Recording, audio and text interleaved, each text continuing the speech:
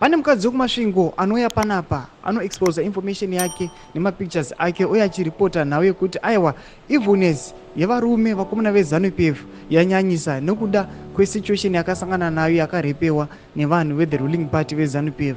Sanapinda mashoko anobuda nyogwa panapa pahendo yevanhu vanoteura Nelson Chamisa nodobva wasubscribe like turn on the bell like tivina mwegwa muchinzi ini masvingo. Another woman reported, when the Zanu PF militia finished raping me, they took off my blindfold and they told me to stand up and cook meals for them using my own food.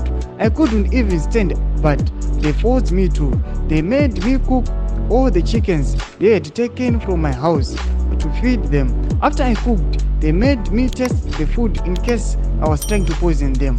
Electing to rape, sexual terror in Mugabe, Zimbabwe. Tona panapa anotaura situation yake mapictures ake mamuona mukadzi wacho uyo atira mashure kuti aiwa pane situation yakaitika kuti akarepewa nevakomana veZanu PF.